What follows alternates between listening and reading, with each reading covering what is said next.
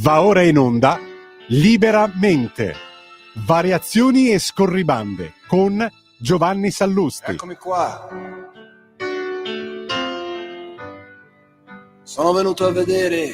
lo strano effetto che fa la mia faccia nei vostri occhi e quanta gente ci sta.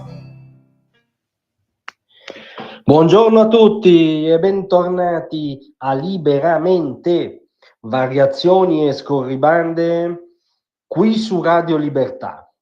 No, caro sindaco Sala, non è sciacallaggio, non è strumentalizzazione dire che dei luoghi incubatori e generatori di degrado, violenza, criminalità a tal punto da partorire scene ed effetti come 3 bambini, perché se hanno tutti meno di 14 anni non sono neanche ragazzi, sono bambini che rubano un'auto e lanciati a folle velocità falciano la vita di una signora milanese di 71 anni che aveva l'unico torto di attraversare la strada in quel momento. Ebbene, non è sciacallaggio, non è strumentalizzazione dire, come ha detto con forza il ministro Salvini, che questi luoghi vanno prima sgomberati dalle persone che ci abitano e che educano, tra mille virgolette, i figli in questo modo, e poi sì, rasi al suolo. Non è una posizione bieca, non è una posizione criptofascista, estremista, è una posizione di banale, sana politica e amministrazione liberal conservatrice, perché tiene fermo un principio cardine che si chiama law and order, che è espressione diventata famosa perché utilizzata e tradotta nella pratica da Richard Nixon quando fu presidente degli Stati Uniti. Legge e ordine è quello che chiedeva allora la maggioranza silenziosa degli americani, tra parentesi che chiede ancora Trump, motivo che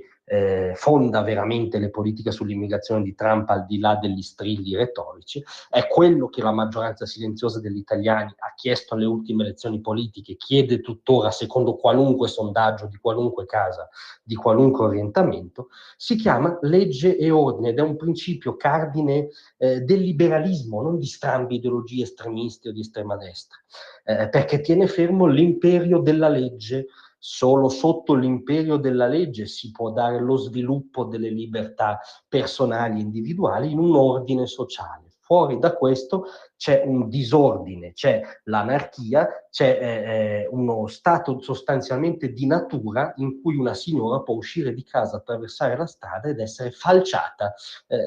in automobile. Questo è, quindi gli strilli di Sala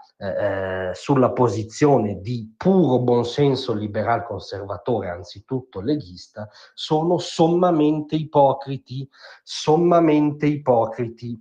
e piuttosto la dicono lunga sulle responsabilità politiche di Sala, della giunta Sala, delle amministrazioni di sinistra anche prima di Sala, diciamo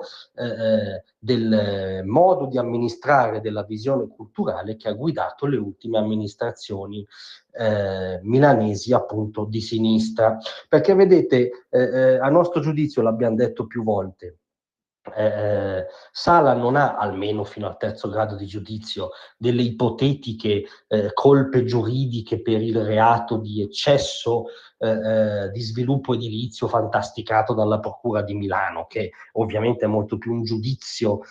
politico-estetico che un capo d'accusa. Non siamo appassionati di questo, non rivolgiamo l'arma giustizialista contro i giustizialisti. Sala ha delle gravi colpe, tra virgolette, ma non sono delle virgolette che sminuiscono, nel senso che sono delle colpe prettamente politiche, cioè ha delle lacune drammatiche di amministrazione, di visione e a questo punto anche di consapevolezza della sua città e delle emergenze della sua città, perché se lui giudica accettabile che esista ancora qualcosa come il campo Rom di via Selvanesco, dove questi bambini sono cresciuti in mezzo a questo contesto totalmente fuori dalla legge, totalmente fuori da quell'imperio della legge che solo fonda un ordine sociale sostenibile, vuol dire che non ha in testa le priorità proprio essenziali per i milanesi e per qualunque città civile. Tra l'altro ovviamente c'è qualcosa da rivedere anche nell'impianto normativo. La riforma della giustizia giustamente è partita da macro questioni, poi però ci sono le micro procedure che a volte assumono contorni scandalosi, perché il fatto che questi 4 bambini, ripeto, siano stati già restituiti alle loro famiglie, perché ovviamente non possono rispondere penalmente della cosa data la loro età, ma che vengano restituiti ai genitori, e qui le virgolette sono invece sì sminuenti, perché che vengano restituiti a questi criminali che sicuramente non li manderanno per esempio a scuola. Il tasso di dispersione scolastica nei campi rom è alle stelle, il campo rom di via Selvanesco era già noto per episodi di violenza a danno dei residenti italiani, di violenza a danno dei giornalisti che documentavano le violenze di cui sopra, furti quotidiani, e insomma che questi bambini vengano restituiti a queste famiglie chiaramente criminogene, se non criminali, è un'altra falla da aggiustare. Nel frattempo la falla da aggiustare è quella di chi guida o non guida la città di Milano, e anche oggi Sala, come dire, superando qualunque sprezzo del ridicolo, rivendica l'ottica, che poi è una delle tante supercazzole, diciamo buoniste, che si aggirano nei salotti milanesi, quelli che i rom li vedono al massimo in TV se fanno zapping e incappano in un servizio di cronaca, per intenderci. La supercazzola in questi anni è stata il superamento dei campi rom, che tradotto voleva dire essenzialmente spesso concessioni edilizie agevolate alle famiglie rom, a discapito oggettivamente di famiglie italiane non abbienti, evidentemente, e tutta la campagna diciamo fantomatica sull'integrazione, che basta farsi un giro appunto in via Selvanesco per vedere i risultati concreti che ha ottenuto, sotto zero. Quindi non è una questione di superamento, di sociologismo, di maggiore inclusione. Quelli sono discorsi su cui eventualmente ci possiamo dividere a valle. A monte c'è il law and order. A monte c'è il fatto che sì, questi luoghi terribili incubatori di criminalità e anche ladri di futuro di questi bambini, perché queste famiglie rubano il futuro a questi bambini che poi a volte fanno queste cose orribili. Ebbene, questi luoghi sì, vanno prima sgombrati e poi rasi al suolo. È scandaloso opporsi, non è scandaloso dirlo, è scandaloso opporsi. Grazie a tutti, a presto.